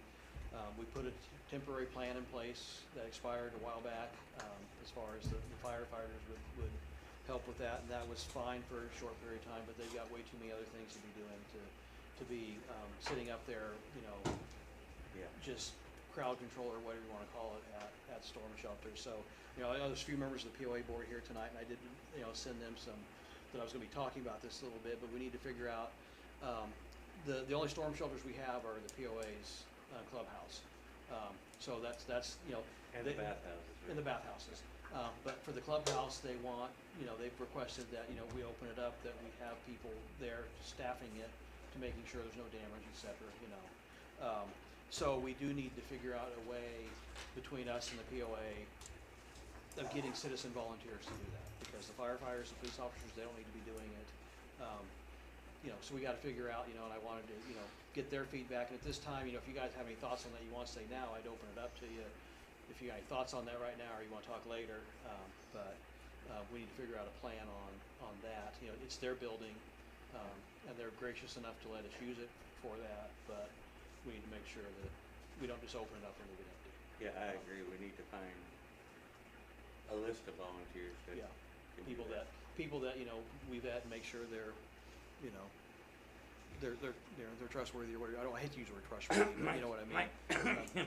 Dependable, yeah, dependable, there's the word I'm looking for. I don't go to those storm shelters. Bunch of drunk people there. So, so that's something, you know, we need to continue working with them on, you know, closely. It's, you know, and then, cause, you know, when, you know, Corey found some above ground storm shelter, we talked about a little bit. You know, what can we do there? There's this whole big discussion along this that, you know, will be ongoing for a few months as we determine what we can do, what we can't we do, how can we pay for it, all that stuff. So, still, you know, along with what, you know, Jade's plan is for after the worst happens, and ours is before, and hopefully nothing happens, but we make sure everybody's safe. So, any questions on that or comments or? You look like you had a question. No? Not for now. You're just ready to get out of here? Sure. You gotta know where to go. I don't. I second that. Home to Well, five kids. I'm good here. We only have one meeting this month, so it's a long one, so. So the next thing I wanna talk about, I know that this was talked about some last year, and it kinda triggered because of the FIFA World Cup on, you know, it's supposed to be a lot of people staying in Airbnbs or things like that over the next, you know, little bit for that. And I know you guys talked about it before, but you guys decided not to pursue it because the money we have to have something for tourism, which things that encourage overnight stays, and we can only use the money we get from this tax for tourism related things, but parks and rec or things like that, and outdoor entertainment. We can start the tax before we have all these things. We can't use it for anything but that. Yeah. So, and the reason I bring it up tonight, and it's kind of a time issue, because if we were going to enact this, we would want to give, because the POA is going to have to collect it on the campgrounds, the Airbnb people are going to have to collect it on theirs, so we want to give them a little bit of time to get ready. Unfortunately, we only have a little over 30 days until the World Cup starts. So if we want any of that money, you know, any of that revenue to help us start building some better parks or other things that we could do here to help our community, if we want to get it from there, we need to think about it now. And we need to, you know, decide now. There is in your packet, there is a sample ordinance that Jamie has reviewed on this, should we decide we want to do that. What questions do you guys have on that? What was the reason we turned it down the first time? Because there was nothing for tourism, because I was at the meeting. And Lou said, well, if we can't spend it on just anything, then we don't need it. And you're talking about the transient guest tax? Yes, so and it's for stays under 30 days. So if somebody rented the campground for 3 months, I can't remember what the limit is, they would not have to pay it. If somebody did an Airbnb for 90 days, they wouldn't have to pay it. But for the, you know, anything less than 30-day stay, the short term, they pay it, and it would go towards, you know, parks or, you know, whatever we want to do, things that could promote, you know, overnight stays. You know, But we don't have a city park currently. No, we sure would be nice to have one. Plans for, where would we put that? I have thoughts. You gotta put it outside of the gate. Yeah, has to be Yeah. outside the gate. But part of that is part of the comprehensive plan that we're starting to work on, you know, what would we wanna do? So, you know, if we start collecting money for it, we can't do anything till we have money to pay for it. So, this is how we get money to start paying for it. And it doesn't cost our citizens anything because it's, unless they're renting an Airbnb for their family or something, but. Yeah, that's my thought. How would we track that? Because, I mean, I know that I rented the cabins for, you know, my relatives or people coming in. Give the ones I really like the good cabin and the ones I don't, the bad, but, you know, so I'm paying for that, so I'd be paying a transient guest tax Yeah. for living here and Yeah, but you're, paying my dues and renting a cabin. Yeah, well, if But it's I'm a property technically owner, not let's say I rent a campground, you huge, can't charge me. it's, How yes, do we know the difference? because you're renting it for a short period of time. Yeah, but I'm not transient. Go stay in a hotel in the same city you live in, same thing. You pay at the hotel even if you live in the same city. And keep in mind, this is boilerplate to push it through for now. Down the road, there'll be conversation of whether or not people that wanna do that, do they have to have a business license? Most cities require a business license and a bunch of other requirements to be able to do that. So that's a discussion down the road, obviously not for tonight, but just keep it in the back of your head, that I'd say the majority of cities have and require business licenses, that way they can monitor, get inspections, and a whole litany of other things. You know, if you're a homeowner that rents a house out per normal, you know, and you've got a tenant that stays there for, you know, you sign a year lease or whatever, then that wouldn't be charged on that. It would be charged for the Airbnb, the VRBOs, the campgrounds, the cabins, things Yeah, I like think that. like Overland Park implemented a $200 a year fee for that. Yeah, Shawnee's got one, Lenexi's got one, Prairie Village has one. Mhm. I know cities in Douglas County have it, Wyco's got it, because they know how to. but it doesn't mean we have to have it. That's No, not right. at all. And It's do just we I'm- know how many out here Airbnb their places? Do we have any idea at all? I don't know. I bring it up because it was asked about it again, and the reason it was shot down last time wasn't quite accurate. Because it was accurate in the fact that we can't use it for general funds, but we can use it for other things that would be beneficial to our residents. Didn't we not wanna get into it too, because it would just be a mess? Not really a mess on us. I mean, we, How do you prove somebody's running an Airbnb? well, they'd have to And make you register, and if you contact. find out if they didn't, then, you know, it's like what Jamie said. Well, how would you prove it? So, to answer your question, we've actually found a bunch of codes violations over the years where people are on VRBO or a list of different sites where that allows to post to rent. And we've actually had it where people were renting out of just sheds. And then we took care of those issues and we found it, so we've actually gone and looked to see.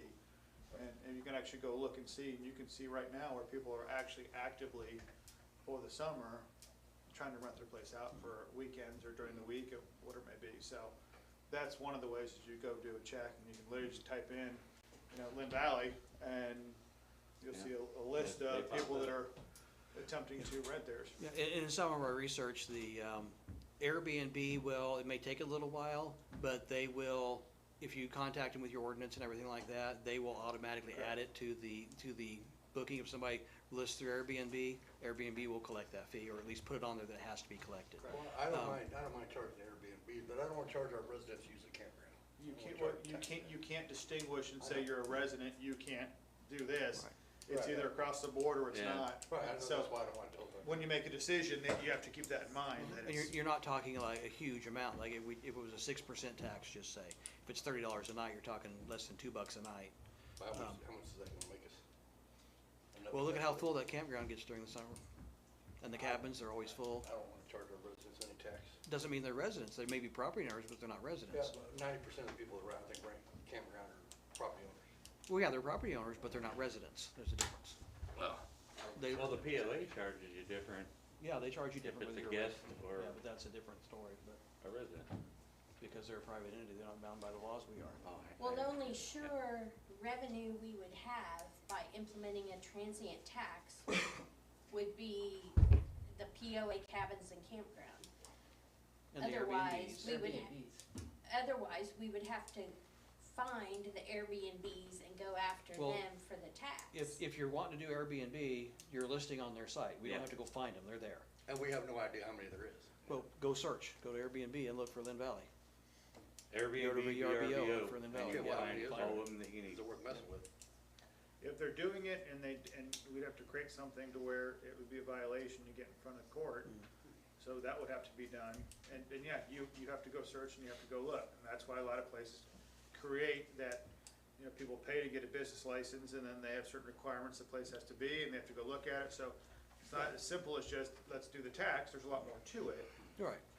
Then there's, to provide services for our residents, things like parks, and I keep using parks because that's what comes to mind and asked about a lot. But there's other things that could be done. We could put, I don't know, put in an outdoor entertainment area or something like that that would attract, food trucks or anything like that can be considered. We could pay for creating this ground to have Food Truck Fridays, and the tax pays for all the work to have that done, and that provides a benefit to our citizens.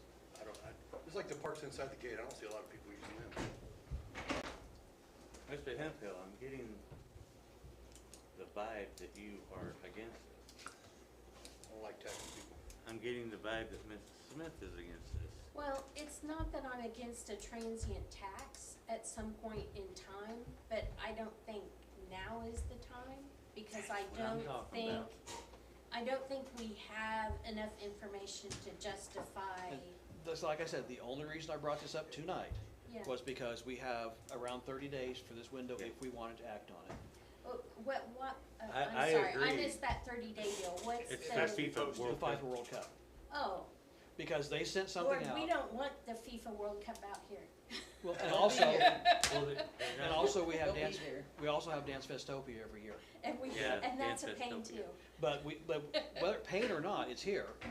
If we can profit from it and make things better for our people, then why would we not want to do that? Yeah, well, Because most of this stuff is not costing your residents. That's the whole point of a transient tax, is you're improving things in your community by taxing those who come visit. Like I say, I'm not one way or another on this. I brought it up because it's been brought up before, people have asked me about it, and if we wanted to hit this window, it's tonight, or we wait, or we just say no.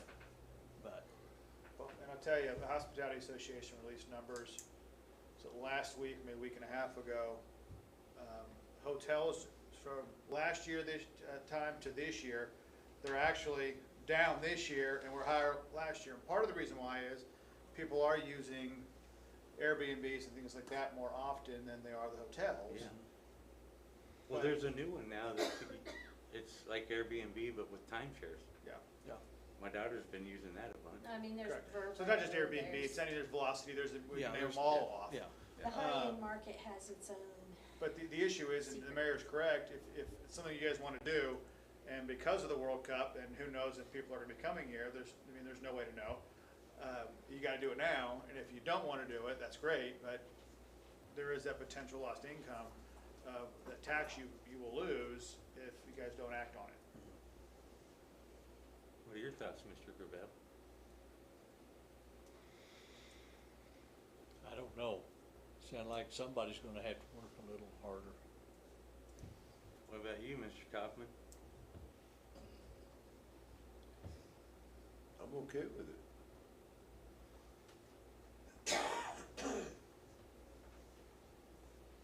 I'm okay either way, but I don't get a vote, so it don't matter. I mean, what kind of percentage are you talking about? You can go up to 9%, which I think is excessive. Yeah. I think most places start around 5 or 6%. So if you got a do-pass, you can't call it a transient tax. Well, that's what it's called. It can't be called that because that's misleading, because you're charging residents for it too. That's It's not just what transient. that's what the law is called. That's I mean, what it's called. It's called, Yeah. we don't get the choice what to name If it. it's not your property, if you rent it, that's, Yeah, So what But you're you're saying not is a incorrect. 5%, I mean, a target number, like 5%. right, say it's 5%, Campground then, is my problem, more or less. So, okay, and there's potential, we could also, I don't know, maybe, we could exclude the campground from that, I don't know. that's, if we're gonna think about that, then this definitely has to be tabled until we do more research. Yeah. You'll need a lot more research and just Yeah. shoot from the If you hip, but think- you're gonna have a lot of issues. If Yeah. you're gonna try Yeah. precluding certain areas, it's like KCMO telling certain sections that you can't sell certain alcohol, but other areas can, Yeah. and that, I don't know, if it's because it's a membership kind of thing, maybe that's a way around it, because you're a member of this, and they have the non-member fee, so maybe you can do I don't know, we'd have to but research. that's a lot more work to look into to see Right, what's so possible. if we wanna look into that, then we table this, Yeah, we table and it, say then we table do it. some more research on it, and maybe it's a next year thing, I don't know. Well, what do you think, John? I mean, honestly. do you think If we you're should go- thinking about excluding the campground, that's a no-go. Yeah, if you I ask don't me. think it Fair should be Housing Act will included. never let us do that. Yeah, I don't think it should be excluded, but. And I think that we would be rushing it, and all we can do is get ourselves in trouble with it. My Here's what- just personal opinion. Here's what I'll tell you, if you're gonna go all in, that is fine, what has been written. If you guys are gonna say, I wanna exclude the campground, I'm gonna have my fit and say, don't even consider doing it, because we're gonna have a lot of issues. You further table it, if that's the case. Okay. Or go along with what it is now, work on it, and we can change it later, we can do that. But what we cannot do tonight is, because I can't say with certainty without looking into it more, is can you preclude the campground based on a multitude of factors that I don't know. And if you exclude the campground, would it even be worth it? Right, well, you get to that point too, if you exclude the campground and the cabins, then all we have is a handful of VRBOs and Airbnbs, it may not be worth it. Yeah, so what does a transient guest tax attach to? Is it just housing or, Any Is it- overnight stay. okay, so it's a stay then, so it Yeah, wouldn't hotels, apply to motels. like golf course No. play or It'd be, anything you know, like that? Unless like they, the POA unless they start sells- putting, renting tents out at the golf course. You know, the POA sells a membership to the golf course to Right. non-POA members. Yeah, So that wouldn't apply to that. It would apply to people using the campground, the cabins, Airbnbs, VRBOs. I think we're all right without it. Because like Mrs. Smith said, most of the time that you bring people in here, there are families. Yeah, that's a And fair point. It's bad enough that I gotta go stay in a camper instead of my house, just so I can save the $15 or whatever.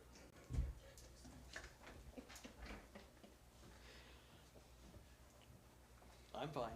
Because I don't skirt around things like you would, somebody out there.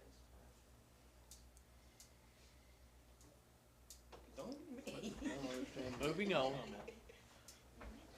Saying, you gotta, they told me I have to stay in the camper to get the resident. As a resident. So, and I'm not smart enough to skirt around that, so I just have to Oh. do it. He's honest. Okay, I get it.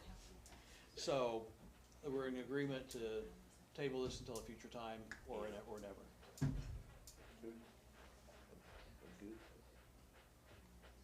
Anybody disagree with that? I don't think so. Which is funny, because I thought last time that this was brought up, that everybody was in favor of it, and then they didn't wanna do it because of the,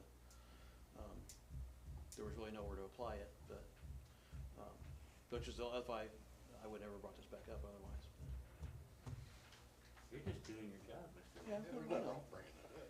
But anyways, moving on. One thing that, you know, there has been talk, the POA's asked a couple times, you know, recently and in the past, and I don't know if it was half joking or real, about the city potentially taking over the Holden Hall of the water and the sewer. There's benefits for the residents if we do that. It makes things a lot less confusing on people. They know where to go for things. There's risks to it, there's the cost involved, can we sell the water and do the same things for the same price or less than the POA's doing? There's a lot of things to consider about it. What I'm asking for is permission from the council to officially have conversations with the POA about what they would be interested in for that, looking into what liabilities we may or may not have, what regulatory things we may or may not have to do. This is not something that would be decided in a short-term period. It would be something, lots of conversations with the POA and the attorneys and regulatory agencies and everything to see if it's even feasible. This is basically a feasibility. Well, I can tell you right now, it's not feasible. There's not a single truck out there that would pass a federal DOT inspection. You have to keep everything in regulation for that, and because you're coming out, it's one of the advantages they have of being in the gate there. Well, they're coming outside the gate. Yeah, but they're not going out on the highway. Well, They're not neither would having- we. They're, huh? Neither would we. We have to follow regulation, Okay. whereas. As a city. As a city, we can't skate around, because technically they are supposed to have it, but since they're in there, they don't have to. But they leave the gates to go to the. And then the liability that would be taken on, because once you put that water in that truck, that's why it was okay if we have a fill station. We got good water going in the truck, we can't guarantee nothing after that, but we're not responsible for that. Then you're gonna have very detailed testing on the trucks, the water that goes in and out of the trucks. And you know this for a fact or an assumption? Let's just say I'm assuming. That's part of the feasibility study, just to look into it and see. I'm with you, John, but I don't mind letting him research it all he wants to, you know? It won't hurt nothing, won't cost us nothing. Yeah, I'm not If looking to spend any POA's money. losing money hauling water, understand. why would the city even consider? Because we gotta pay. Efficiencies. Huh? There's efficiencies I think we could do to make it easier. Efficiency, we have to pay these people, we have to pay their retirement, we have Yes, to, I understand that. we have to pay their health insurance. That's why there's a feasibility study. Yeah, I don't think there's anything wrong with researching it. It's, And it's doing our due bringing diligence, see if we information can back to serve the our community, council. serve So our are you gonna community pay for better. the feasibility study? No, No, you're gonna do it, so. I'll do it myself, with anybody that wants to help me. Well, and one of the questions is if you guys wanna do it, then, I mean, obviously it doesn't matter to me, but then I have to get involved, because the question is, our contract with Lacine, we are not allowed to sell bulk water. So the question is, does that quantify as bulk water? Oh, Yes, it And- does. And, Well. I'm not gonna say yes or no, because I need to look into it more. Yes, it does. I mean, but- if it does, then the POA can't deliver it either. Well, the No, POA, they're bulk not water. no, the allowed. POA can, we cannot. See, that makes no sense. It's not, there's a lot of things that don't make Yeah. sense, but, yes, I mean, I understand what you're saying, and you're not incorrect, but there's a difference of the city being under contract with, another entity versus a private entity choosing to go get the water and do what they want with it. Right, but that's the point of looking into it, because we've been asked, not only from, like I say, Julie asked one time, and I don't even know if she was being serious or half joking or what it was. I mean, But, other citizens have come up and asked the question, why doesn't the city just do this? It does make sense from a certain standpoint that, it's a public utility. So the fact that a city would own all of it makes sense. And makes it You easier name on me our. one city that delivers water. I don't know. there Just might be. one, I just don't know. one. it may be That's just part a of the small research. city. I'm not asking to There's no spend a city that big delivers, dime. delivers water, because what I just told you, the assumptions that I made. Right. Have you done any research yourself to see if any cities do this? It's been a while, but yes. All I'm asking is for you guys to give me the go to let me do some research. Mr. Mayor, you can do whatever you want. Yeah, No, I can't. I don't see anything wrong with you looking I'm into it. interested to know what the answer is. I think it's due diligence, and I think it's the right thing for our community to look into it to see if we can do it and help them.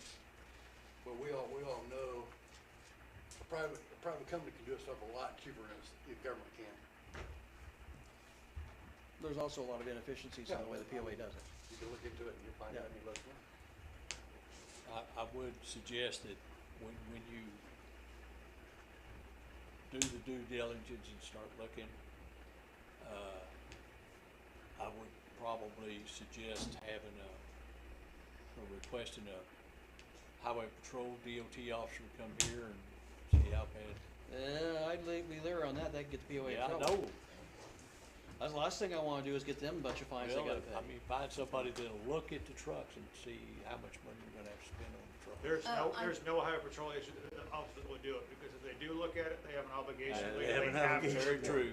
So we don't, I wasn't thinking the of POA that. does not want them So going it's over more, there. we would have to do our own research on what's required to lift the I- trucks You could ourselves. probably, I you can could get you probably real just take him close. to Rick Hurt and he can tell you.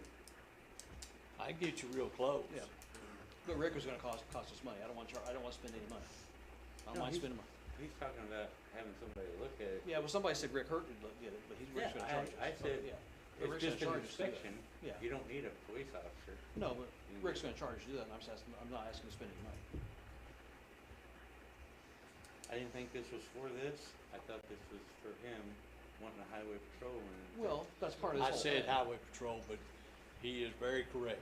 There are plenty of them that are retired that I personally know that I can call, that are more, that they would be more than happy to come out, because they have an obligation at that point to come take a look. There you go. And then they can say it, that we can't do. And they'll just come do it. Yeah. They're bored. I know they are. So that can be done, or I can call one of them that's retired and say, hey, come out and take a look. And all they did for the highway patrol is just they did the DOT inspection. Do the truck drivers right now have CDLs? No, they would have to. Again, I'm not sure how they get away with it with, you know. They'd have to have medicals, they'd have to have But they CDLs, don't they'd stay have on to have private property. I know that. CDLs. They leave and go. But That's a risk. that I they're think taking. those questions are for further on down the line, because we still have this first step that we need to look at, and is it feasible to even entertain the idea? And do Well, some research there, and then we can move on down the line if we The determine. money needed to spend on the trucks, that's gotta, Yeah, that's gotta be part of the, part of That the you would need to equation. look at that now. Well, We you may look can- at it, I may spend 100 hours looking into this and come out and say, you know, it's not feasible, we're not, yes. Yeah. Or may look at it and say, hey, this, because of this, yes, this is feasible. So why don't I do this, I'll get with Dan Buller, I'll call him tomorrow, because it's gonna make it real easy when he and I talk. And if he and I will come to a consensus either way, yea or nay. And if the answer is the contract that we have with Lucene precludes us from doing it, it puts it dead in the water. Yeah. If the answer is yes, that it is feasible based on these factors, then move forward with looking into it. It Just don't a cost us, suggestion. it don't cost us anything to let him look into it. No, and it's fun. Just don't want you to waste, a bunch of time if the I answer's don't know, gonna be my that wife we. says it don't cost anything just to go look at. Kick the Yeah. tires. We ain't authorizing him to spend anything, so. Yeah, I just, I enjoy researching things like that, and I think, it's a fun exercise, and, even if it's not feasible for us to do it, I may find things that I can share with the POA that will make it easier for them to do it, or cheaper for them to do it through my research. So, my end goal is to help the citizens out with, with getting water and getting it without having to pay too much. Or you might find something that changes all our minds.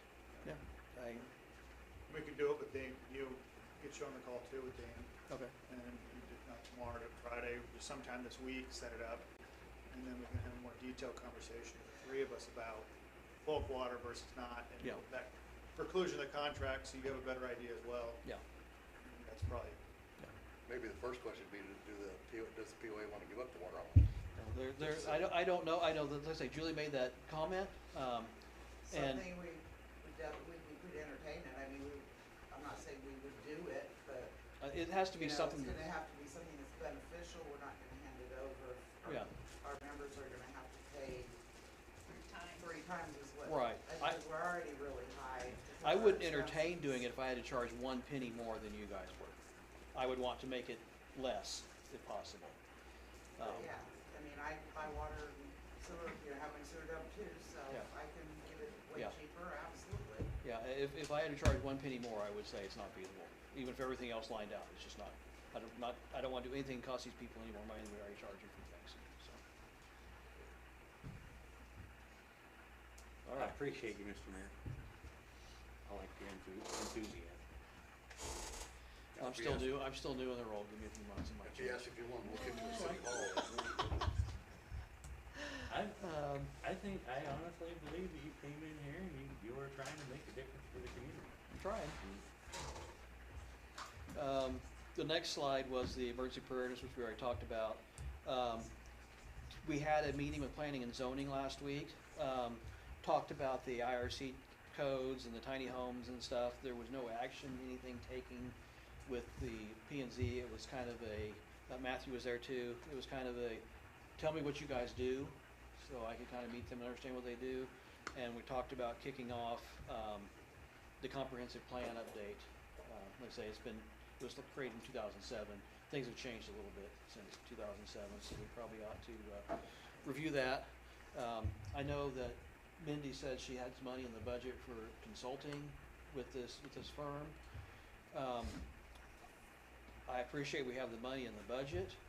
I'm leery to spend it right now, especially because they were wanting to talk to me about the tiny homes and stuff.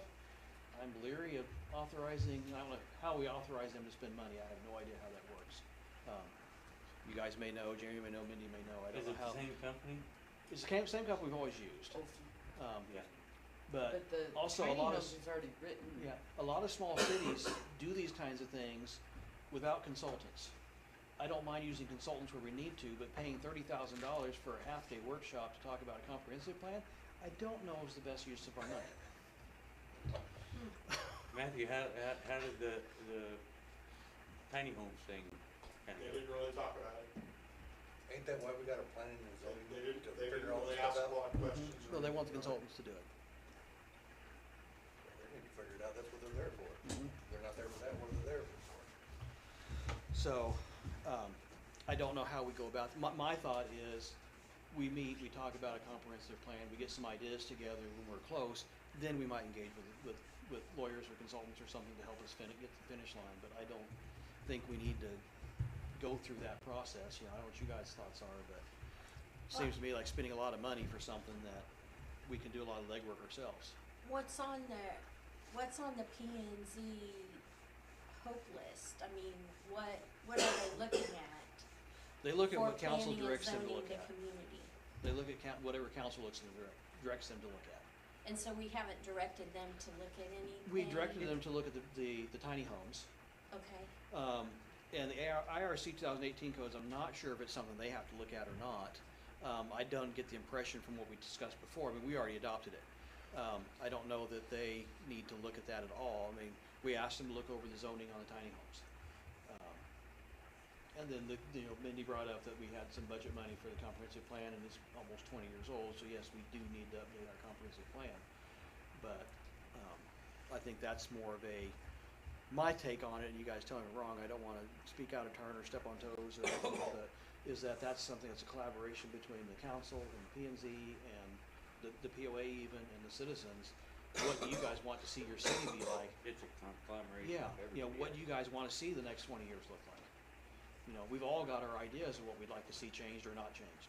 So, I think. Up town hall. Yeah, I'm going to.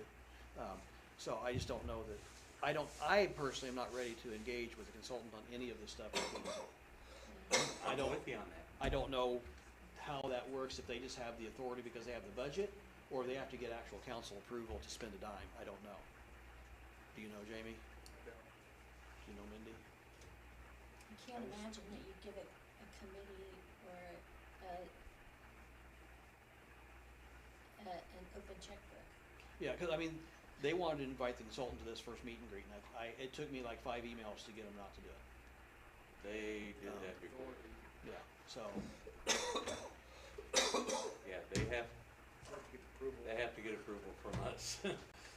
But If they have a budget, then yes, but if they they don't, they don't have a budget. We have budgeted money for consulting. correct, but it's not, but that consulting is not specifically for them to be Yeah. able to use. Yeah. That is for consulting for anything the city needs.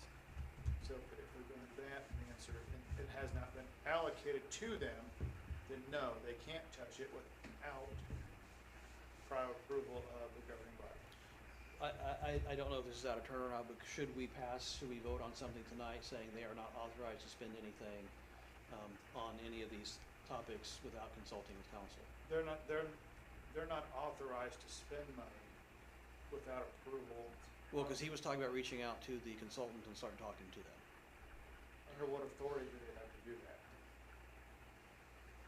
Do we have any, like when this P and Z committee was formed, are there any guidelines that were set forth? Well, there's some confusion on some of that too, because the ordinance that you sent me said 7 members. Which you seemed surprised when I said that last time. That's And always then, been 5. well, then at the meeting, No, they we- said we they used only to had have 5 because they decided they didn't need 7 because they couldn't find 7.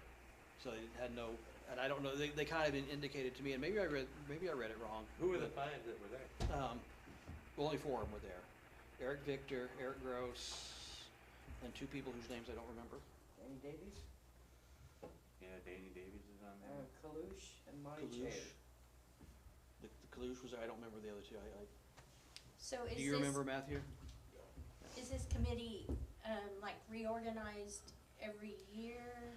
It's supposed to be rotating, 3-year terms, and they rotate, so no more than 2 people, leave in a given year. But we don't know really who's.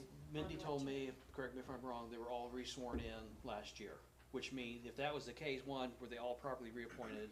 And that violated everybody not rolling off at the same The time. staggering. So I don't know where we need to go Well, with Greg that. Honeman used to be on there. That's where Kalush came in. I think we need to take another look at, So why do we That have to have a resolution. planning and zoning committee? It's a requirement that a city have a planning and zoning board, from my understanding. Yeah. We don't have to listen to what they tell us. No, we don't have to do the But recommendation, we but do you have to have have to go one. through the process. I forget about them because we don't hear from them. Or they haven't met, they hadn't met in a year. We haven't had anything for them. Right. They don't, I understand this, they don't meet unless there's something to meet about, but, I mean, I would think they still would wanna meet at least once a quarter just to get together and, but I don't know that our ordinance says anything about that. Our ordinance also doesn't say anything about term limits, from what I understand, which would probably be a good idea as well. At least make them take a break in between terms after so many. Yeah, but can you find anybody to replace them? Yeah, that's, That's what I'm that is the thinking. I don't know. problem. but is that because think it's that's why not been we're at where we're at, advertised because or you can't find actively? someone to do it. We have, I've People never, just I don't- have, yeah, I've they been here don't for wanna 5 do it. years, I've never seen anybody ask for volunteers to volunteers serve on the not P and Z easy. board. Or almost 6 years, I've never seen anybody ask. That might be true too. You can't get people to volunteer if you don't ask for them. So I don't know there's any real action to take on it, but just for you guys' awareness of what happened last week. Well, I understand comprehensive plan. When I was teaching, we had to do that every year. We had to come up with a comprehensive plan for our field of study every time. And all it is somebody wants to see where we think we're taking the program. And so part of it was also, And is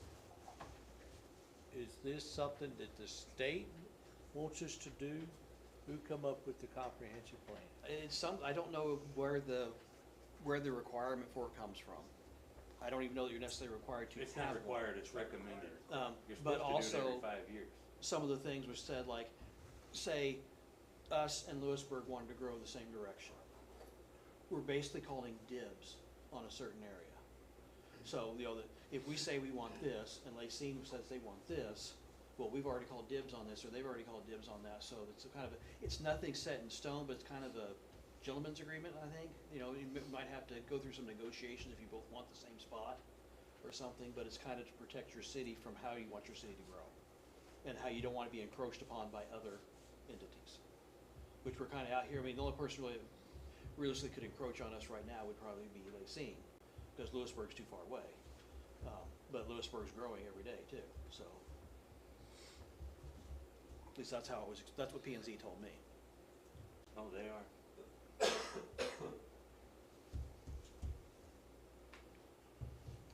All right.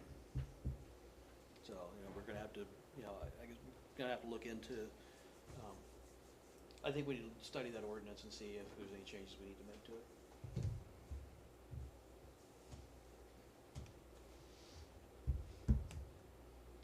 The last thing I have, I think this is the last thing, so, Lisa Koch, I know you guys are aware, she's doing this community care group or something, I can't remember the name, what she called it. Community But, huh? It's called community care. Community care, yeah. It was too simple, I thought there was another word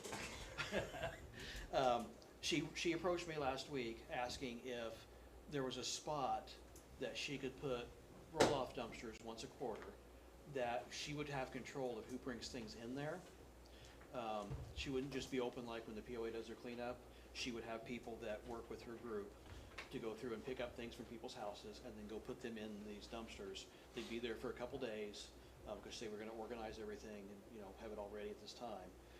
She'd asked if there was somewhere the city could put those where we could lock them up, so people couldn't just go throw stuff in them. I told her that I'd bring it to council and see what you guys' thoughts on. I think she was thinking like maybe back there by the burn pile behind those gates that we can lock up. You can drive around those gates, there's no fence. So I don't know. I told her I'd bring it to council and let you guys think about it and discuss if you want to allow that or not. I'd be fine with it, I mean, I mean, could she, I guess my thought would be just have them come drop off a roll-off there on Friday evening, and you come pick it up Monday morning. Yeah, she was talking for a few days, well, you know, Yeah. so she would kinda like, she told me she was gonna like concentrate on an area. Say if you're in this area and you have stuff, contact us and put it at the curb, we'll come pick it up, or if you need us to get it out of your house for you, we'll come do that. She's doing this through her volunteer It seems organization. ambitious, but Yeah. I'll say I got no problem with it. yeah. I think it's a great thing she's trying to do I for us. concur. So, I get a motion or to approve, I don't know how we do this, you just say, yeah, you can do this if this is just to vote. Yeah, we or don't need a motion for that. Just, we're all in agreement that it's good to go. Yeah. Okay. You're the city manager,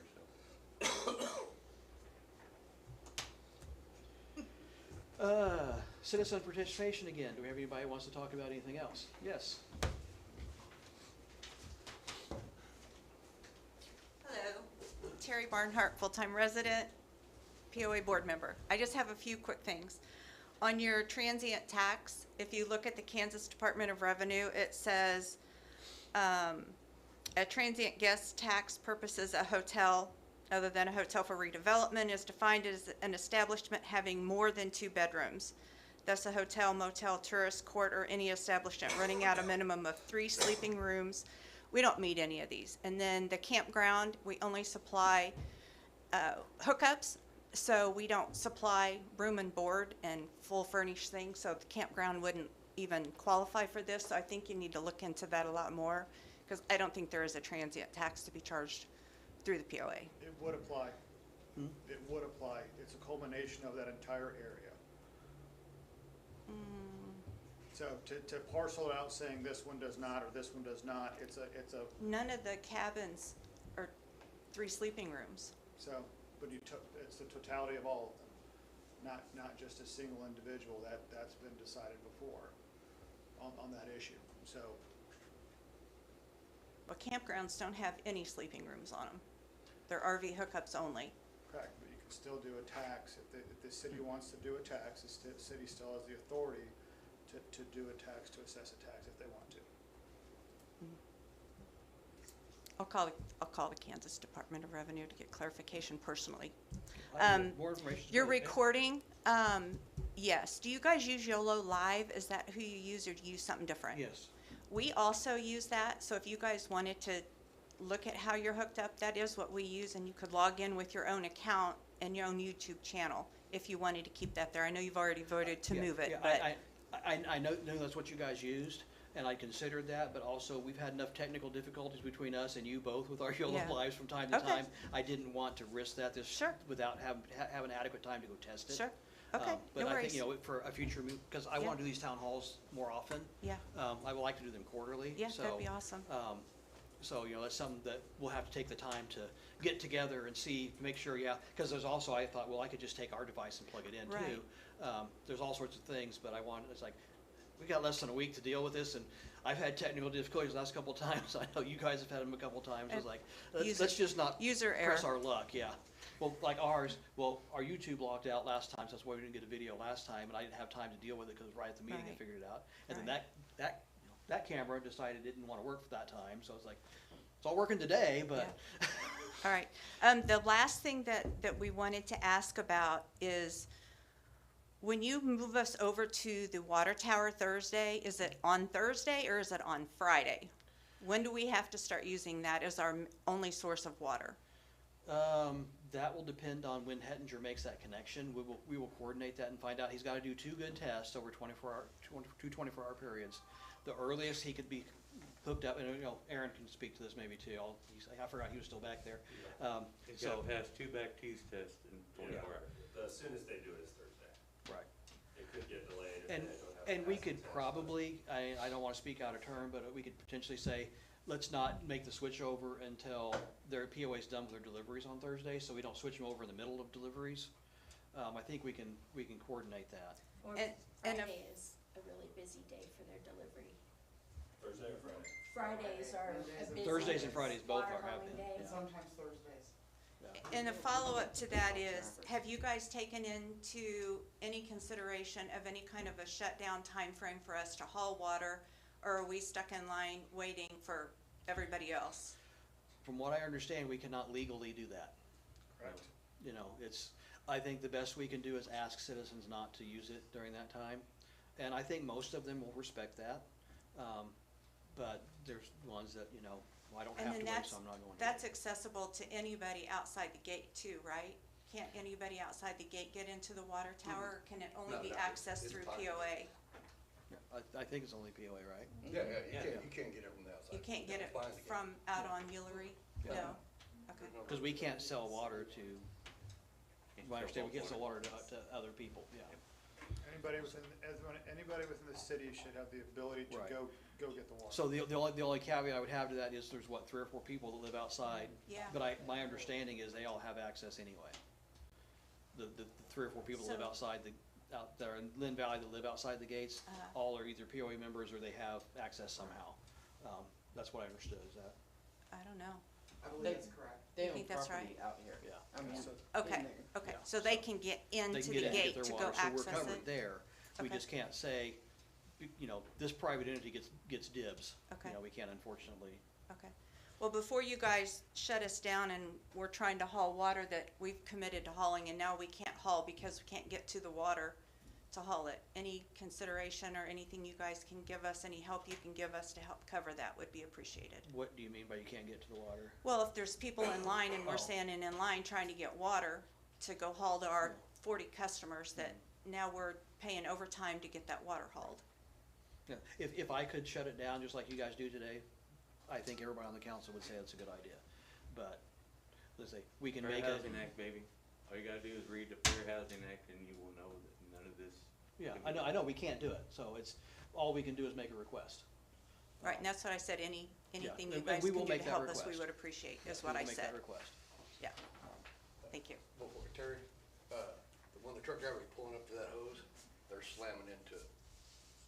This is the way I understand it. They need to be more careful when they run into that hose. So the hose is hanging down, and we're running our truck into the hose. So does the hose need to be shortened? So how do we fix that? What is your recommendation?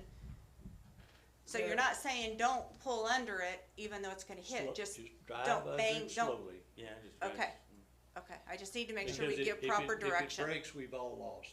Yeah, so, the question, I talked to Mike Page about this a little earlier, some of the citizens have talked about their hookups and how it's way higher and they're trying Right. to figure out. A lot of people have said that if we took that coupler off the end, they could easily slip their fitting up over that, and then they just have to have a longer pole, but it would work for them. And that might save some of that too, if they're not hitting into that metal thing, bam. Yeah, well, Richard told me about it.